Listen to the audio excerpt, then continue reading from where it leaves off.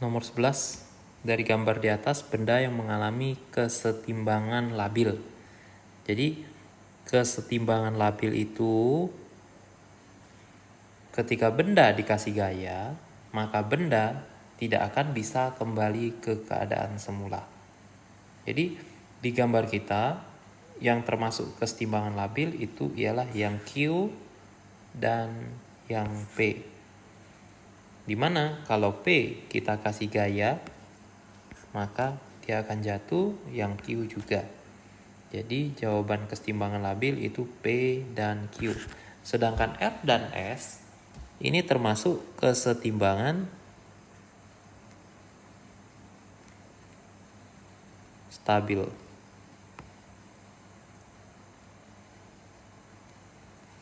Jadi ketika kita memberikan gaya kepada benda, baik benda R atau benda S ini, setelah kita beri gaya, maka benda itu akan kembali ke posisi semula. Nah, itulah kesetimbangan stabil.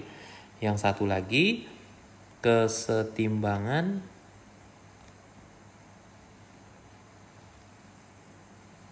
netral atau indifferent. Jadi kesetimbangan netral atau indifferent itu ketika benda dikasih gaya, maka benda hanya akan mengalami perubahan posisi saja. Contoh kesetimbangan indifferent itu biasanya ada bola yang kita letakkan di atas lantai. Ketika kita kasih gaya terhadap si bola, maka bola akan mengalami perubahan posisi. Jadi yang ini kesetimbangan stabil termasuk. Kesetimbangan indifferent contohnya bola di atas lantai. Nomor 12.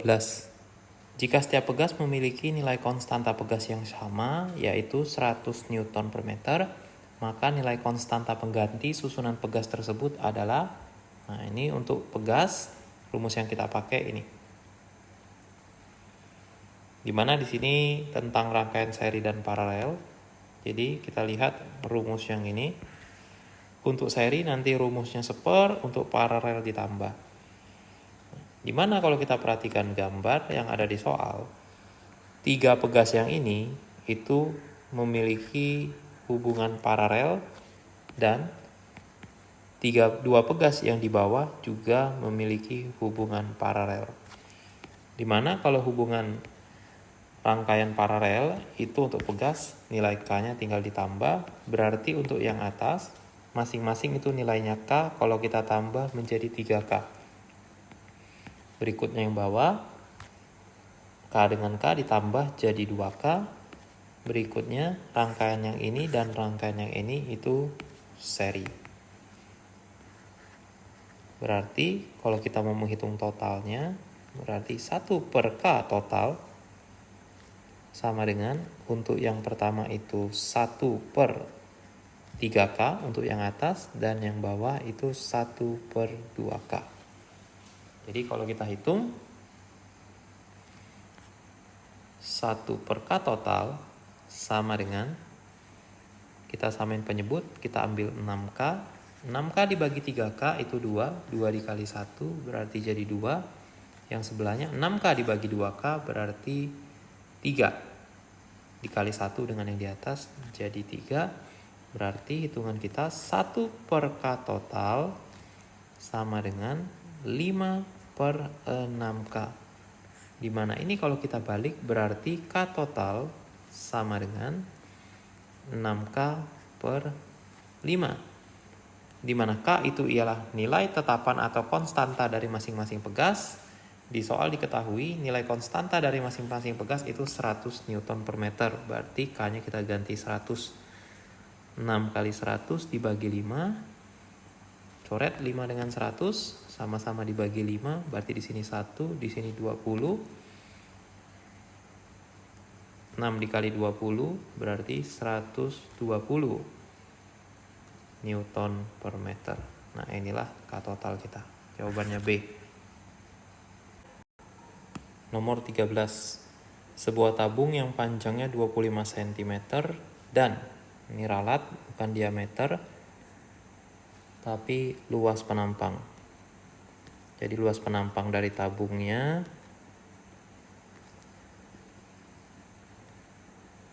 (2 cm persegi).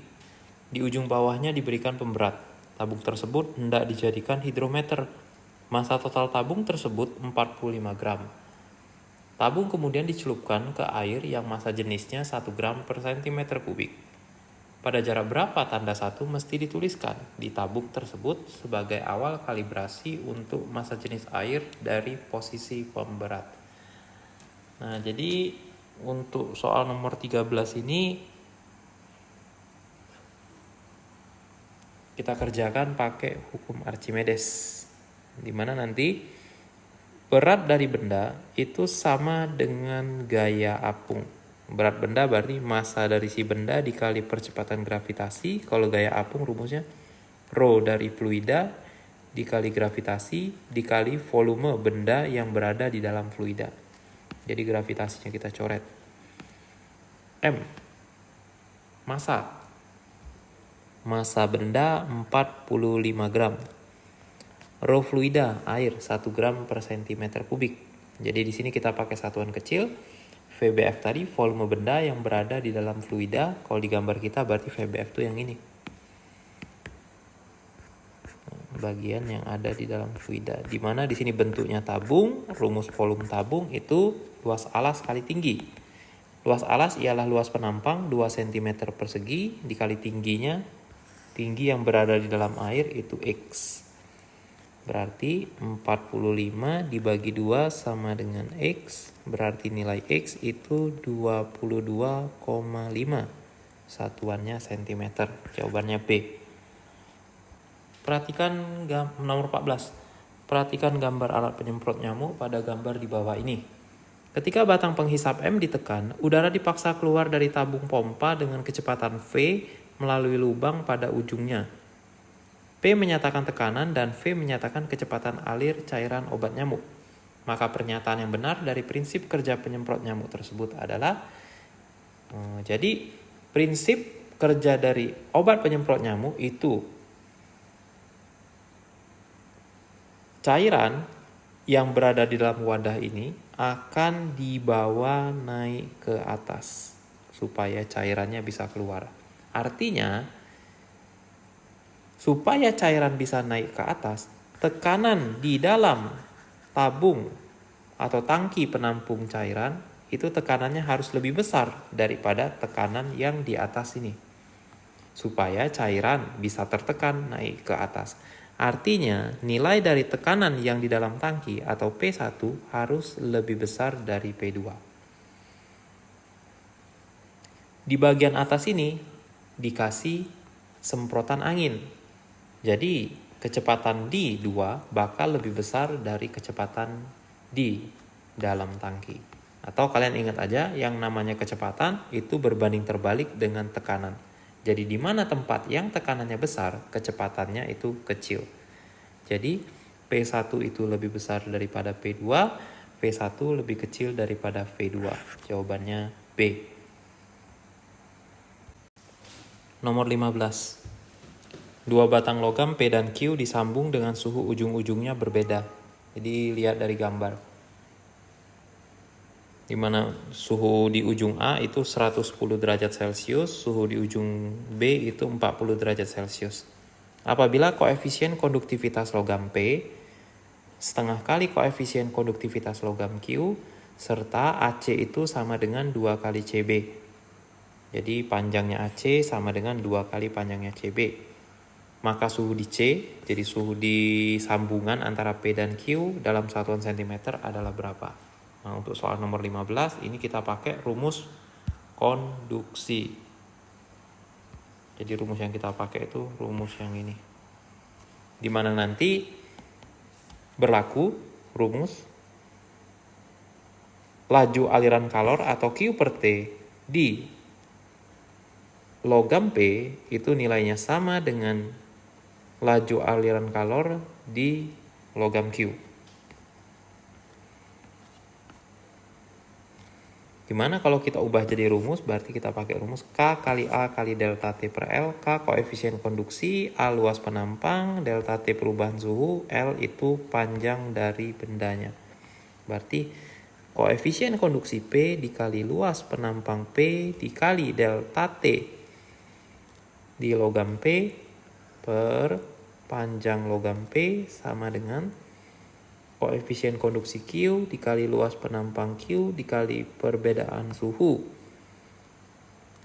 di batang Q per panjang batang Q. Nah, di soal diketahui koefisien konduktivitas logam P itu setengah kali koefisien konduktivitas logam Q. Atau kalau kita tulis Kp itu setengah dikali KQ. Atau kalau kita kali 2 berarti 2 kali Kp itu sama dengan KQ. AC sama dengan 2 kali CB. AC itu panjangnya si P sama dengan 2 kali CB. CB itu panjangnya si Q. Nah, yang mau dicari suhu di C. Di mana suhu di C? Kalau bisa kita misalnya T. Di mana nilai T ini pasti terletak di antara 110 dan 40. Jadi nilai T itu terletak di antara 110 dan 40. Nah, jadi mulai kita hitung. Kp tetap Kp, di soal tidak disebut luas penampang, jadi kita anggap aja penampangnya sama. Delta T di P kita lihat kedua ujungnya ada 110 dengan T di kedua ujung P. Perhitungan kita besar kurang kecil, berarti 110 dikurang T.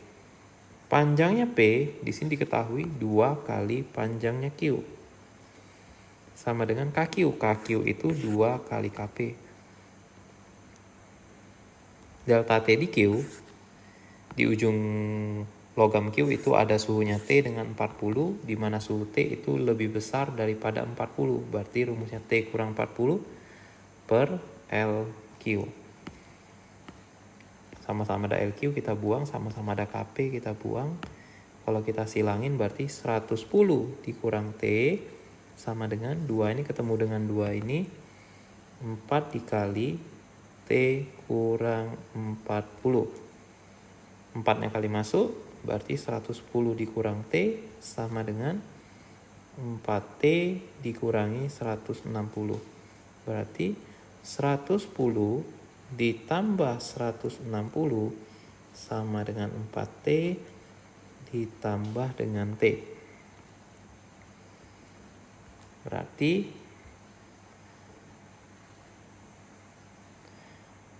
270 sama dengan 5T, berarti 270 dibagi 5, nanti T yang kita dapat itu 54 derajat Celcius. Jadi jawabannya adalah C. Nomor 16. Nah, nomor 16 nih nanti bakal menjadi soal esai.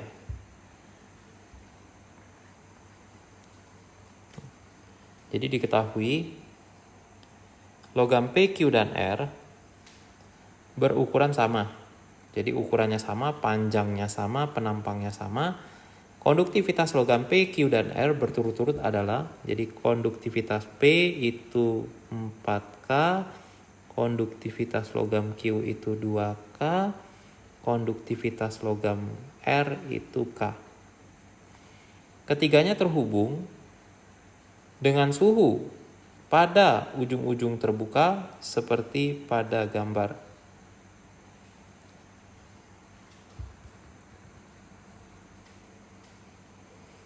Suhu pada sambungan logam P dengan Q atau Tx adalah, jadi di sini suhu sambungannya disebut Tx, di sini suhu sambungannya itu Y, di mana ujung paling kiri itu suhunya 20 dan ujung paling kanan 160. Artinya nanti 160 ini suhunya yang paling besar, berikutnya yang Ty, berikutnya lagi Tx, dan yang paling kecil 20 derajat Celcius. Atau bisa kita tulis, jadi suhu paling kecil 20, Tx itu suhunya lebih dari 20, Ty suhunya lebih dari Tx, dan suhu paling tinggi 160 derajat Celcius. Jadi kita mau mencari suhu pada sambungan yang di sini. Nah, rumusnya sama dengan yang tadi, pakai rumus konduksi. Jadi kita lihat di gambar ini, pertama kita masukkan persamaan untuk P dan Q. Jadi Q per T untuk yang P sama dengan Q per T untuk yang Q. Dimana tadi rumusnya K A delta T per L sama dengan K A delta T per L. Luasnya sama, panjangnya sama. KP di soal disebut 4K, delta T di P, ujung-ujungnya ada 20 dan TX, di mana TX lebih besar daripada 20, berarti kita tulisnya TX dikurangi 20. KQ, 2K, delta TQ, ujung-ujung Q itu TX dengan TY, TY lebih besar dari TX, berarti kita tulisnya TY dikurangi TX. 4K dengan 2K sama-sama dibagi 2K, jadi di sini 2, yang di sana 1, dikali masuk 2 kali TX dikurang 40 sama dengan TY kurang TX. Dimana kalau kita susun persamaannya berarti jadinya 3 kali TX dikurangi TY sama dengan 40. Nah, persamaan ini kita simpan dulu. Berikutnya kita pindah ke logam sebelahnya. Q dan R. Berarti berlaku rumus Q per T untuk R, untuk Q sama dengan Q per T untuk R, di mana rumusnya K A delta T per L sama dengan K A delta T per L. Ukurannya sama, berarti luas kita buang ya, luas dan panjangnya. Nah, berikutnya KQ. KQ di soal diketahui 2K. Delta TQ di ujung-ujung Q itu TX dan TY. TY-nya yang lebih besar, berarti kita tulis TY dikurang TX. Sama dengan KR. KR itu K. Delta TR di ujung R ada TY dan 160, di mana 160 lebih besar daripada TY. Berarti kita tulis 160 kurang TY. Berikutnya K-nya kita coret, 2-nya kali masuk, 2 kali TY dikurang 2 kali TX sama dengan 160 dikurangi TY. Atau kalau kita hitung, nanti jadinya minus 2 TX ditambah 3 TY sama dengan 160. Nah, di sini kita dapat persamaan kedua. Tadi yang mau dicari TX, berarti TY-nya harus kita hilangkan dengan cara persamaan 1 nanti kita kali dengan 3. Berarti jadinya persamaan 1 dikali 3, 9 kali TX dikurangi 3 kali TY sama dengan 40 dikali 3 berarti 120. Persamaan 2 kita salin aja, minus 2 TX ditambah 3 kali TY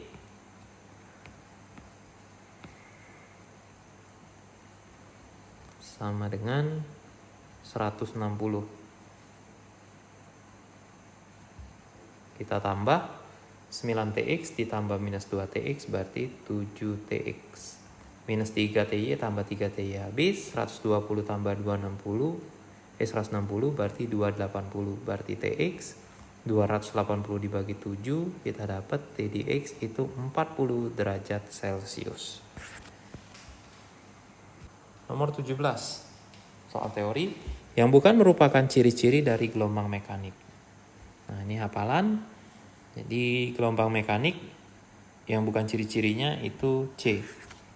Gelombang mekanik untuk merambat membutuhkan medium. Nah, jadi contoh gelombang mekanik ini gelombang bunyi. Jadi bunyi merambat perlu medium. Nomor 18. Suatu gelombang merambat dengan persamaan Y sama dengan 8 dikali sin 2Vt ditambah 0,2 Vx. Dalam SI satuannya. Yang diminta besar cepat rambatnya adalah berapa meter per sekon. Nah, ini tentang gelombang, rumus yang kita pakai ini. Dimana nanti yang dicari adalah cepat rambat. Nanti Koko pakai rumus V cepat rambat sama dengan omega dibagi K. Dimana di sini ada persamaan simpangan. Kalau Koko cocokin dengan rumus ini, berarti ini nih jadinya Y sama dengan A sin omega T ditambah Kx. Dimana dari kesamaan ini Koko mendapatkan nilai omega itu sama dengan 2V. Dan nilai K itu 0,2V.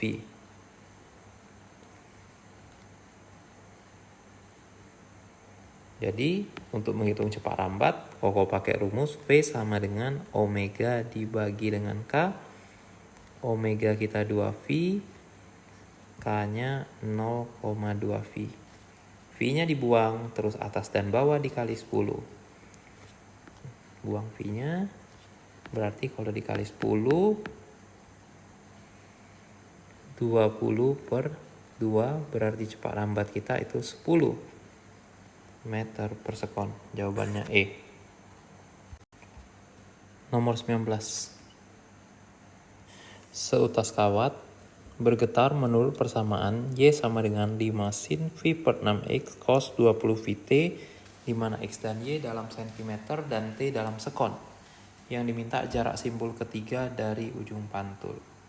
Jadi nomor 19 ini tentang gelombang stasioner. Ini rumusnya. Jadi untuk yang pertama, untuk awalnya kita harus bisa membedakan gelombang stasioner untuk soal ini untuk ujung tetap atau ujung bebas. Perbedaannya tinggal dilihat dari sini. Kalau ujung tetap, variabel X itu nempel ke sin. Kalau ujung bebas, variabel X itu nempelnya di cos. Kalau kita perhatikan, variabel X kita di sini itu nempelnya di sin. Berarti persamaan gelombang stasioner kita itu untuk ujung tetap.